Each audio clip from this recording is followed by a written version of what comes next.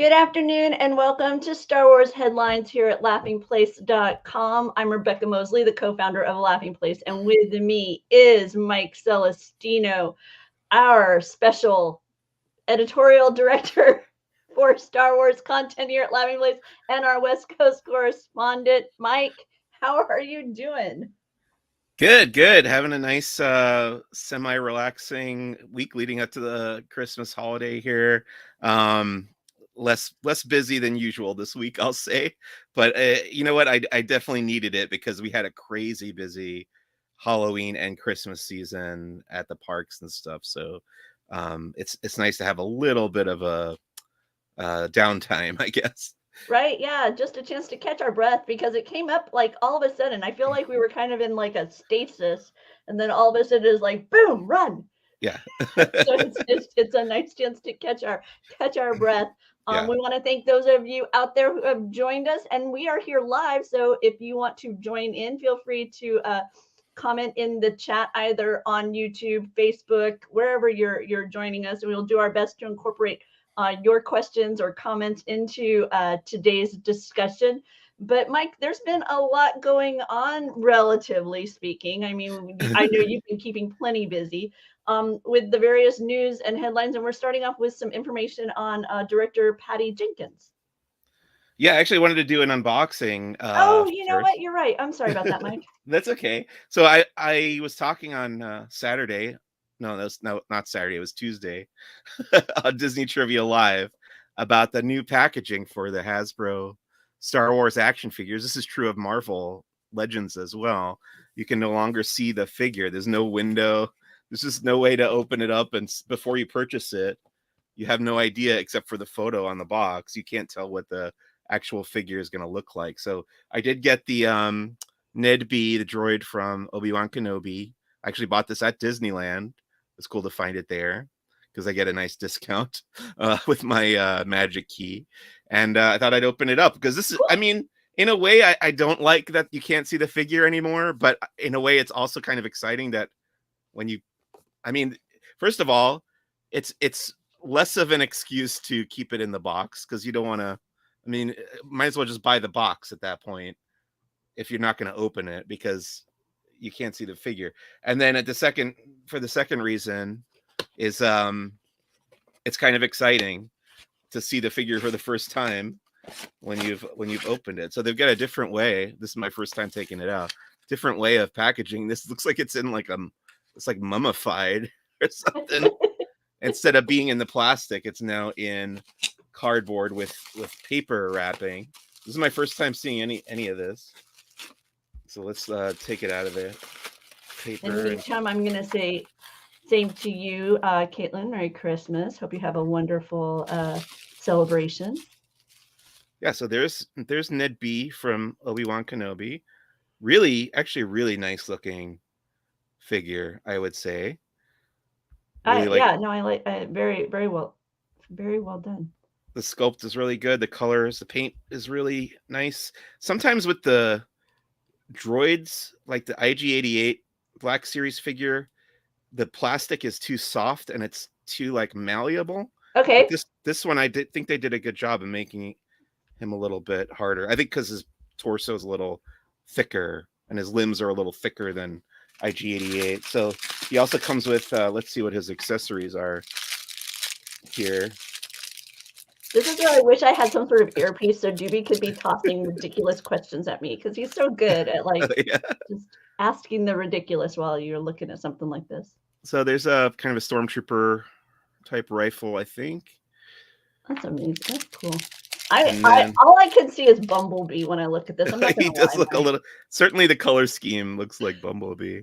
This is a piece of mining equipment, I think, that he has in the show. And then lastly, this is his like backpack piece that actually has his name on it in Arabesh. This says NED in Arabesh there. Nifty. It's gonna add a splash of color wherever you put him.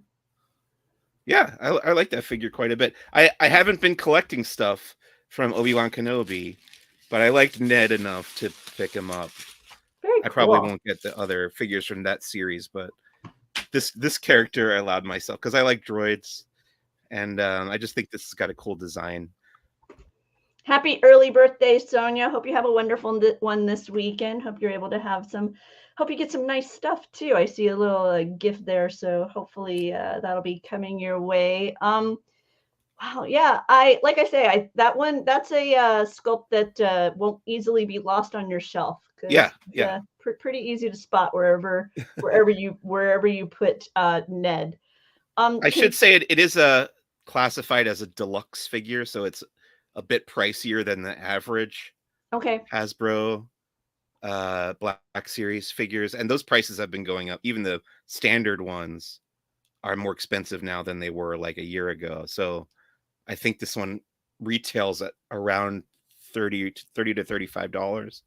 And then if you do find it at Disneyland like I did, and you have a magic key, you can get the discount. So that's what made it slightly more affordable. Oh, fantastic! Yeah. Yeah. Well, we are now moving into the news, and we've got some Rogue Squadron info coming from director Patty Jenkins.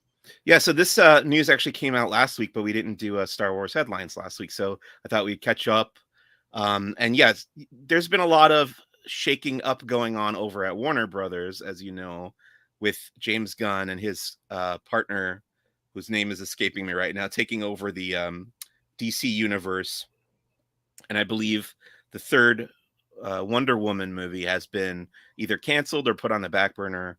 So I think that's freeing up Patty Jenkins to work on other stuff.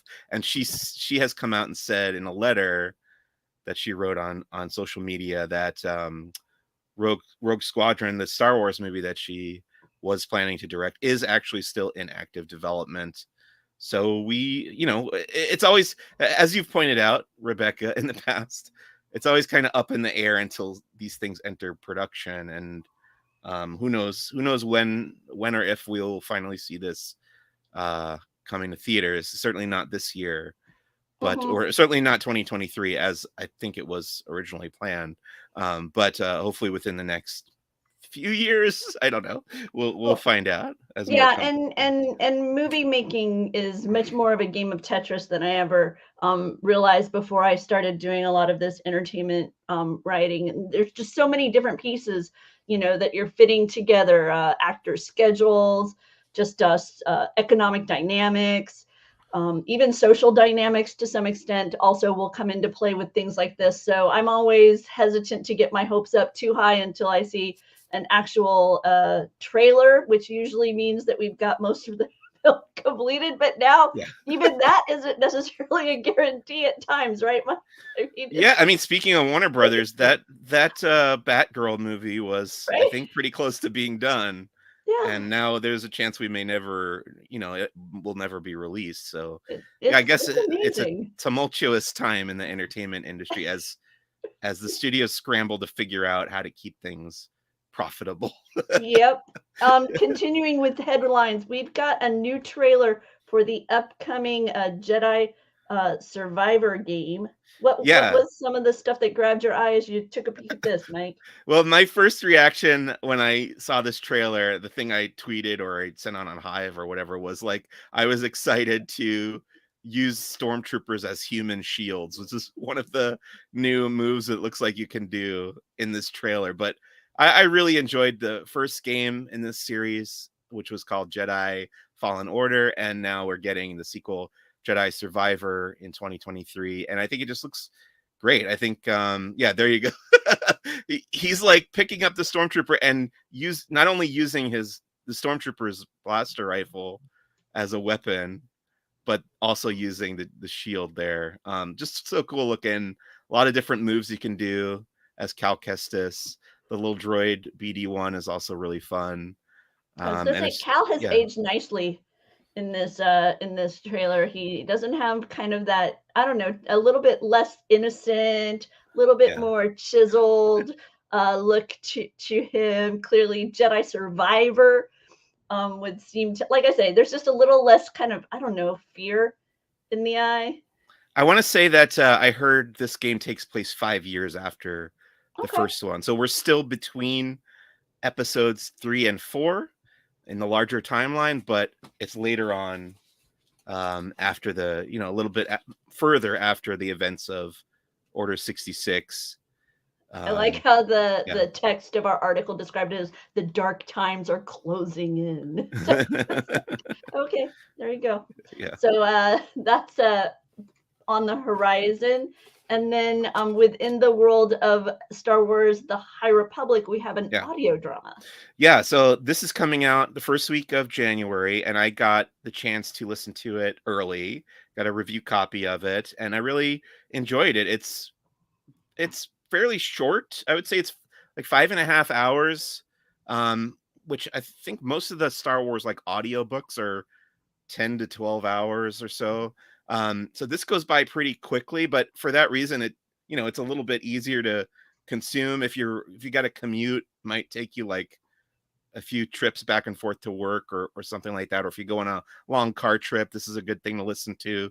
But yeah, it's part of phase 2 of the High Republic. And it's all about, as the title implies, it takes place on the planet Jedha that was introduced in Rogue One, a Star Wars story. And there is a battle that breaks out. I don't want to spoil too much about it, but I enjoyed it. It's got a good cast. It was well written by George Mann, who's done some other Star Wars stuff recently. But yeah, if you're into the High Republic, this is going to be an essential listen. I think there was one last year or the year before called the High Republic Tempest Runner, which was by Cavan Scott. So that was another audio drama. I like that they're doing these more regularly. It's a little bit, it's a way to mix it up a little bit rather than just having a regular novel. So you do it in the audio drama form with a full cast instead of just one person reading the novel. And I like, they did the Count Dooku one by Cavan Scott, Tempest Runner, and now this one. And there's a Dr. Aphra one as well. And it's just a really interesting kind of a throwback because they did the Star Wars audio dramas back in the late 70s and the early 80s. And it's just an entertaining way to deliver a story. And I was gonna say, I think it does a nice job of feeding into that kind of entertainment shift that we're seeing, much more podcasting, much more audio consumption. And so to have titles like this available in this way are very cool. In fact, if you are someone who, as you know, this is that time of year when we kind of evaluate our lives and we begin to kind of make those New Year's resolutions. If reading or book consumption is one of them, I really recommend checking out your library's e-app, like your digital app. In my case, my library system uses Libby, and they have quite a few Star Wars audiobooks available through that. And it's one of those things where you're in essence renting. It's just like a library book. You put in your library card, and then you are able to reserve the book, and you have it for a certain amount of time. And you have some availability to renew. Nice thing is, if it's not available, you can be put on the wait list, and then you get notification. And you can do that not only with audio. Obviously, they also have ebooks, but I'll be honest, I tend to use it much more on the audio side of things. So if that's something that you've been, thinking about wanting to, consume more book titles, but not necessarily have the budget, look at the Libby app or whatever your library offers. I don't know if you've dabbled in that at all, Mike. I have a little bit. Yeah, I've used Libby a little bit. And with the Star Wars audiobooks especially, I feel like the people they have reading the regular books are very talented. This guy, Mark Thompson, does a lot of them, and he does all the voices. He's really good at impressions, so you really feel like you're immersed in the world and the story. And it's like I said, it's great if you have a commute. Totally. Like when I drive to Orange County or whatever, I'll put one on. It's a good way to consume a story, I think. Continuing within the publishing realm of Star Wars, we've got a new encyclopedia on the way. Yeah, so they did this. There's this show on YouTube called the High Republic Show. It's on the official Star Wars YouTube channel. And they had a new episode yesterday that they called the Holiday Spectacular. And it was mostly interviews and stuff with the people making the High Republic. But they also did some announcements at the end, like this new Star Wars The High Republic Character Encyclopedia, which is going to be super useful because there's so many characters in the High Republic. They really it was like a deluge of new characters, because this all takes place hundreds of years before the original trilogy, and it's most, Yoda's around because he's really old. There's a couple other people you'll recognize, like Maz Kanata, but for the most part, it's all new characters, and this is a good guide to keep them all straight in your head. They also, sure. it was also helpful to get a reading list. They've done this before with the High Republic, but in this episode of the show, they talked about the order to read the new books coming out from Phase 2. And they visited Dark Horse Comics. Dark Horse has rights to make Star Wars comics for the first time in years. They used to do it for decades, but then Marvel took back the rights in 2015, and now they're kind of split between Marvel and Dark Horse. So they had some interviews with those folks, and they also released some upcoming covers and page art for the High Republic comics. There you go. That's the High Republic Adventures, and this is the future issues of the Marvel High Republic series. So a lot to look forward to coming up from the High Republic. Very cool. Within Marvel, we've recently had some oh, hang on. Okay, sorry. Sure. We've recently had reviews from you of the continuing Bounty Hunter series. Yeah, so there were actually no comics this week, but again, we didn't do Star Wars headlines last week, so I thought we'd catch up on last week's comics. This is Bounty Hunters number 29, and as you can see there, it has Bosk on the cover, my favorite bounty hunter, fighting another Trandoshan character named Tenka. And these guys kind of find themselves, they're both of the same species, but they find themselves on opposite sides of this current conflict between the Empire and Crimson Dawn, because Bosk and his crew of bounty hunters have been hired by Crimson Dawn to intercept an Imperial transport, and then this other team put together by Darth Vader and Valance, another former bounty hunter, they are protecting the transport. So this ends up with a big battle between these two characters. So I thought it was fun to have Bosk on the cover, featured there on the cover again of the Bounty Hunters comic. I know you're a fan of Trandoshan, so having the two kind of going head to head, was this something when you feel like you walk away learning more about, what Trandoshans are? Or, I mean, not always, because sometimes, you pretty much are familiar with them, but I just was curious, since I know that's a particular interest of yours. Yeah, it is interesting to get to spend more time with them and learn more about, like you said, like ordinarily it's a species that's I feel like they're very loyal to each other. Mm-hmm. But you kind of wonder, like, what would it take to get two Trandoshans to fight each other? And also they're ordinarily very vicious hunters and killers. So to have them, swear allegiance to any other people besides themselves is interesting as well. And these are two characters that have found sides, various factions to belong to, that have come up against each other. So yeah, I do like that about that. And this Bounty Hunters comic has really grown on me. I didn't love it when it started. I think for the first 7 or 8 issues, I thought it was kind of mediocre, but in the last 15, I thought they've been really improving the storyline and the writing and the art. So hopefully that'll continue. And this particular issue, you mentioned it had a bounty hunter that you had been wondering. I don't know if you want to talk about that here, but so, I just wasn't sure.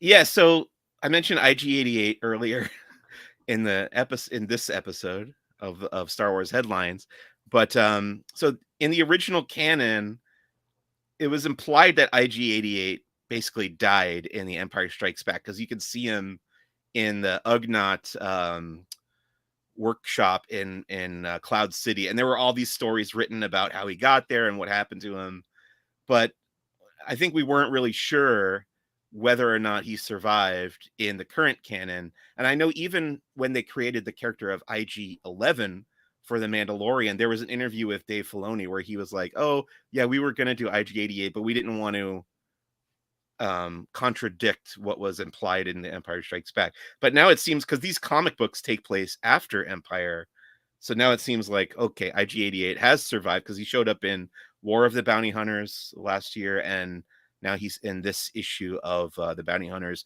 comic. For the first time, this very famous Star Wars bounty hunter, IG-88, is in the Bounty Hunters comic. So I thought it was cool to see that. It seems like, they're building him up for a very large role in this comic. And Okay. again, another one of my favorite kind of background characters. I like to see him in action. So looking forward to more of that. Now, this next comic series that you've been following, it's pretty much an adaptation of what we've seen on screen. How did you feel they brought the prisoner to life? Yeah, so this is The Mandalorian, speaking of bounty hunters, and they have just been adapting the first season episode by episode, and they've gotten up to episode 6 in the Marvel Comics. And yeah, I think for the most part, they're doing a really good job. I think this issue, I mentioned in my review that the climax of the episode, when it got translated to the comic book, the climax feels a little rushed, like they almost ran out of space. Like they did a good job with the pacing of the first and second acts. And then when it got to what was my favorite part of the episode, with Mando kind of going around the ship and taking out the gang led by Miggs Mayfeld, played by Bill Burr in the series, that part felt like, oh, it's just like in one page, basically. Okay. And I was like, oh, this is my favorite part. It didn't really land the same way as it did in the TV show. But I guess that's a good reason to go back and watch the episode as opposed to reading the comic. It's just different ways to absorb this story. I've told you before that I've never really been a big fan of the adaptations. In fact, if I weren't reviewing these, I don't know if I would be buying them. But Yeah. I do like the art quite a bit. The writing is basically taken directly from the show. So like pretty much all of the dialogue is right out of the series. They're not adding any scenes like you asked me before. Yeah. I think they're very strict about what can and can't be added to the show. It's So very that yeah, that for me is disappointing. I was kind yeah, of hoping that we'd see, maybe things that were like, deleted scenes or things that, ended up getting maybe cut for time or some other yeah. thing, we could see those explored here on the, graphic novel page, but it seems like they're just going straight adaptation. No additional knowledge really being gleaned from this series. Yeah, that's true. The cool thing is, though, that there's 2 issues left to adapt in season 1. That'll bring us to February, and then March 1st, the season 3 of the TV series will begin. So this, if you're a big Mandalorian fan, this is a good way to tide you over to kind of consume these stories in a different way. Continuing in that world of the Mandalorian, if you are in need of new wardrobe additions, Roosevelt's launched a variety of new Mandalorian designs. We talked about them at length on Barely Necessities recently. Mike, did you get a chance to kind of peruse these? Did any of them, jump out at you as something that needs to be in the Celestino collection? Yeah, I like them. I didn't fall in love with them. I think if I saw them in person and the price was right, I might pick up one of the button down shirts. Yeah. Um, I like yeah, this idea of the solid colored jacket. It's a reversible bomber. So initially it's just that the solid kind of what I call gunmetal gray with the maroon accents, but then on the interior are stills from the series, but mhm. then you can reverse it so that you could wear that with the the more colorful designs on the outside if you wanted. I think that's a neat concept. I would love to see that with franchises I'm more emotionally invested in. But yeah, these are some nice and this one may with the superhero concept with the various Mandalorian that we have seen in the series, I also thought was a nice take within the series. So once again, that's Roosevelt. There's a new Mandalorian collection. You'll be able to read more about it in the links below. Continuing with merchandise, a big pin over at Entertainment Earth is available for pre-order. You've picked up some big pins before, right, Mike? Well, someone, our friends over at the Halcyon Heroes of the Halcyon podcast, because I got sick with COVID and I couldn't make it to Comic-Con this last year, but they picked up the Bosk fig pin for me, which was a Comic-Con exclusive. So I'm very pleased to have that. I really like the way they look. The other one I have somewhere is R2D2 and Grogu from the parks. But I don't have any. It's just 2 that I own. But that's a nice one. The Cad Bane one looks really nice. Yeah, and these tend to be on the larger size. So you'll be able to once again find out more information about this Cad Bane from the Book of Boba Fett. It has that Book of Boba Fett logo, and as you saw, Mike has if you keep it in its case, it's got a nice presentation case. Hi, Marvel Universe. Hey, Steven and Nicole, thank you guys very much for being here as we talk about Star Wars headlines. Within the world of cosmetics, Pat McGrath Labs has a new collaboration with Star Wars, this time featuring the original trilogy. Some of the art that comes with this particular collection, Mike, is what caught my eye. And so I shared it with Becca and we wrote about it, but they've got this R2D2 eye palette. And then this one with the kind of to me, this is all Empire Strikes Back artwork. Is that? Yeah, that's one of the alternate posters for the Empire Strikes Back, which I never quite understood that poster, because it's got Darth Vader holding 2 like pink lightsabers above his head. Yep. At no point does Darth Vader have 2 red lightsabers. And the outfit that Leia has is not something that is familiar to me. It's kind of Bespin-y, but yet not quite. But the colors here of the cosmetics themselves are they go with a lot of shimmer. And one of the things that McGrath Labs talks about is the adherence in regards to the makeup line. Another element of this that caught my eye was that it also includes unique mascara colors. And I'm very used to seeing these kind of collections being lip colors or eyeshadow colors, but this one also has kind of holographic case, metallic case for your brightly colored mascara choices. So if you are someone who is a fan of Star Wars and looking for cosmetics, be sure to check out the link below for more information about that collection. Hasbro has, and I know these are not your favorites. Yeah, these are not something that I buy these holiday. But this is funny. It is funny. I do like to look at it. I would never buy it. It's the holiday kind of repaints of pre-existing figures. So you've got the Scout Trooper, Biker Scout from the Mandalorian repainted in holiday colors, and he's got the satchel with Grogu. Now, does Grogu have a holiday outfit on if you take him out? Do we know that? Or I'll have to scroll down. I'll have to scroll down and see. But he's got a holiday sweater with the biker. I don't know that he come out, because the way all of the imagery that they have seems to be Grogu within this little case. I don't know if he comes out of there. I'm wondering if that's actually just a singular piece.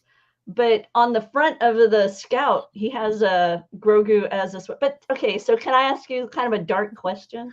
Okay. Is this the one that pummeled him?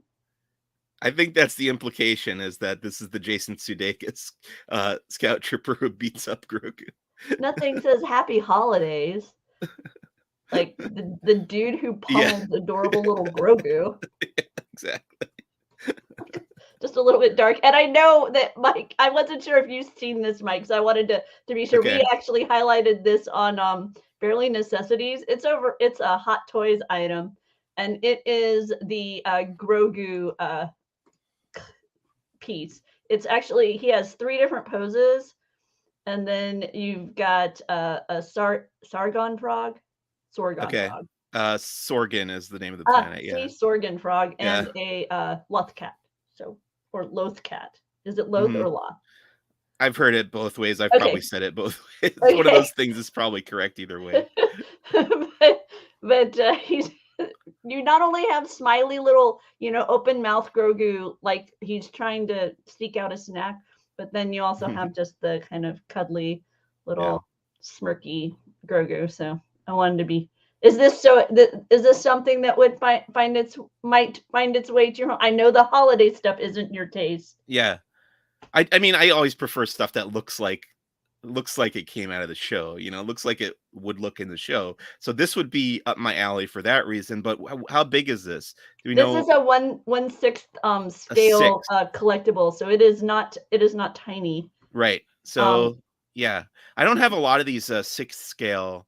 I always they used to have a nice display of these in the Star Wars launch bay at Disneyland. They would sell the 1/6 scale doll. I don't even know if you call them dolls or statues or what, but they were really nice looking and they were pricey. Well, this set, Mike, it's $155, but you get the 3 Grogu, the cat, the frog, that box, a floaty, what's the hover pram. Pram, yeah. So, but he's 3.5 inches tall, they say. 3.5 inches high. So all right. That's not that terrible. Yeah, I mean, the thing about larger toys is I have long since run out of room for anything already. So to get big stuff is a negotiation. I know. See, this is my Grogu, just a little cooch ball that Disney sent over to me at some point. And so I didn't feel justified in getting anything else. So, I did promise Tori that at some point we're gonna put all of our Grogu stuff in, every iteration of Grogu that we have will all go in the same place just to see what it looks like, because we have so many Grogus at this point, and we don't even have close to all the ones that are available. But just between the ones that we bought and the ones we've been sent by Hasbro or whatever, we have a lot of Grogu. So I think I may have sent you the one that I spotted at Toys R Us inside Macy's the other day. I want to say it was like Hot Riding Grogu or some really bizarre name. Yeah. So yeah, there's still Grogu items making their way to shelves. But I feel like right now I'm kind of Grogu'd out. I'm eager for this upcoming. I feel like I need new experiences with Grogu to kind of get me excited again. I don't know if you're finding yourself kind of in that scenario. I mean, I think that the Andor show was a good escape from that part of the Star Wars galaxy. It didn't have a lot of really cute creatures or anything. I think B2 Emo was the closest thing we had to a cute character in Andor. So now I guess we'll have the Bad Batch, and then we'll get back into the Mandalorian and Grogu. So it's a good balance, I think. As we begin to wind down this episode, I was curious. Okay, so it's the holiday season. I know Life Day is way back in November. Is that when you watch the holiday special, or do you not even watch the holiday special? How does the holiday special fit into Mike's annual practices? Well, my father-in-law actually wanted to watch it while we were at his house for Thanksgiving, and Tori wouldn't allow it. She was like, "No, I'm not watching that again." And I kind of feel bad because he wants to see it, but at the same time, maybe it's best if he just never sees it, because it is tough to get through that the Star Wars holiday special. It's not terribly exciting. Do you ever? I know that they've released a Lego one, and Nick comes in and says the holiday show is for year-round viewing. Sorry, you're right. Nick is an expert on the holiday special. He gave me I wish I had it at arm's length as I usually do. He gave me a nice pamphlet that he made about the history of Life Day this year. So I know that they did the Lego special recently, and I feel like it was better received overall than perhaps the holiday. Yeah. But do you ever wish that they did another, maybe more I don't know, what's the word, more Andor level, more Mandalorian level exploration of life day within the Yeah. universe that you That could, would be funny with if the they did another live action holiday special, but took it in the exact opposite direction and made it like deadly serious. I would appreciate that, I think. Because I've been rewatching a lot of the X-Files Oh yeah, Christmas related episodes with the one with Ed lately. Asner and Lily Tomlin. That Yeah, was a good one. exactly. Yes, Yeah. yes. That's the exact one I watched. 100%. I want to say The Ghosts Who Stole Christmas Yeah. or something along those lines. Yeah, that would be the one I watched. Yeah. And it got me kind of wondering what it would be like if we had an episode more similar to that was, kind of life day-ish. But, one of those things. Well, I did want to before we wrap up, I did want to address the rumor that came out this morning. For sure. Like usually with this kind of casting rumor, we don't talk about it unless it's from one of the more trustworthy trade publications like the Hollywood Reporter or Deadline. But this was from an outlet that I was not familiar with, but I think a lot of people picked it up and ran with it. I'm leaning toward believing that it is indeed true, because we did know that Mary Elizabeth Winstead was cast in Ahsoka. We just didn't know who she was playing. And this morning, it came out that she is playing Hera Syndulla from Rebels in Ahsoka. And I think that makes sense. She seems about the right age, maybe a little younger than Hera would be at that point, but she looks the part. She's a good actress. I know her from Scott Pilgrim versus the World, really good movie. She was in that 10 Cloverfield Lane with John Goodman, a bunch of other stuff. And it'd be interesting to see her in that role. Yeah, it is interesting that it's just about almost a year later, because it was back in January that the Wrap over at the Hollywood Reporter announced her coming on board in regards to Ahsoka. But now this outlet, Bespin Bulletin, which has been cited by other publications and websites I'm much more familiar with as a source. Yeah. They highlighted that today as that Hera, we now know, will be a component of, well, we knew Hera was in it because she was in. We saw the back of her head. That's right. Yeah, I'd forgotten. You're the right. footage that was shown at Celebration. So we knew Hera was in it. We knew Mary Elizabeth Winstead was in it. We just didn't know that they were one and the same, So I know I already saw people asking, like, why didn't Vanessa Marshall get to carry over the role into live action, which is a good question. I don't know the answers. It seems like some of the voice actors get to play them, but what's her name? Bo-Katan from Battlestar Galactica. Katie Sackhoff. She's already a live action actor. These other people are voice actors mostly, so who knows? Before we wrap up, I want to touch real quick, Mike. Lucasfilm, Willow. Have you seen the latest episode? Yeah. Oh, I should have put that on the list. Yeah, it just dawned on me as we're sitting here chatting. This most recent episode of Willow was the first one I didn't like. I'm with you. Yeah, I thought it was too silly, too goofy, and what really bothered me was the Kevin Pollak cameo, because I was looking forward to seeing his character again. And the way they kind of shoehorned him in, it really felt like a last minute ad. Like, oh wait, Kevin Pollak has agreed to come and do the show. Maybe we can put him here in this spot in this episode, because it's just like the most astounding coincidence that they stumble upon his home when they're locked in this jail cell in the middle of the forest. I don't know. That bugged me. I didn't care for this one, but I have liked every other. I actually thought the previous episode was really, really good. So I'm hoping this is just a blip. This is just a aberration, and that we'll get back to some good stuff next week. This was the first one where I felt like an outsider, because I'm not watched the original. Yeah. And so this was the first one where I kind of felt like I'm missing, like this would hit me differently maybe if I was more familiar, better immersed within the whole, kind of Willow world, as it were. So, but maybe not. I don't know if that was true. Doobie fell asleep, which isn't, that surprising, but he fell asleep. Yeah.